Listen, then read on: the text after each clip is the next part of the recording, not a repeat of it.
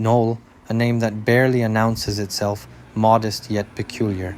It sounds like a suburb that strayed too far from Birmingham's gravitational pull and landed on its own quiet hilltop. What greets you is not disappointment, but a kind of contented restraint. Just one straight high street, unbothered by grandeur, curated with the air of a place that knows exactly what it is and refuses to pretend otherwise. The footage confirms this with an honest visual, a town that has no desire to impress, but inadvertently does so by staying grounded. To my astonishment, the parking app charged me nothing, £0. In a country where even your feet feel metered, this was an almost poetic moment of civil kindness. Congratulations are due to the council, yet the physical experience was another matter.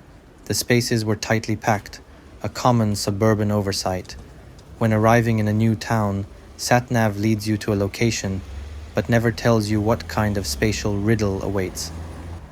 In Knowle, at least, I found a spot. An adventure avoided becoming a nuisance, which in itself is a win in the UK. I've long believed that a town's intellect can be measured by its second-hand bookshop. Oxfam, the library, and the parish church were the only truly promising cultural emblems here. And what a revealing trio. The Oxfam bookshop in Knowle did not disappoint. It catered not just to casual readers, but to those with a hunger for thought, non-fiction, philosophy, decently priced. The frequency of browsers hinted at a community that still values the printed word.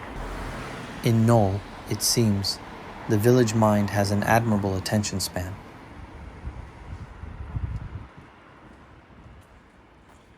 The church, rising solemnly from its corner of the high street, was a sudden gift of medieval beauty.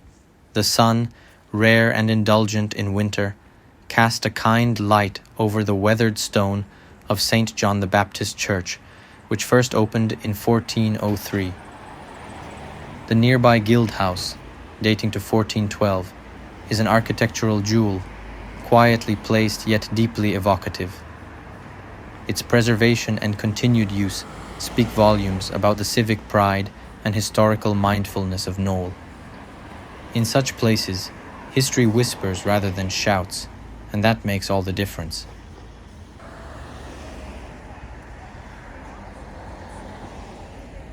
In Britain, there are towns that want to be cities and villages that play dress-up as towns. Knowle, to my mind, is a large village wearing a tailored town coat. It functions with a strange duality.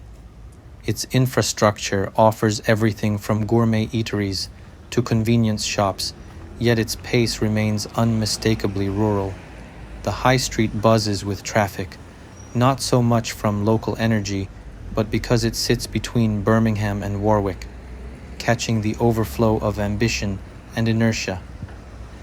It's not urban, not quite pastoral, rather it's the polite in-between, and that may just be its greatest charm.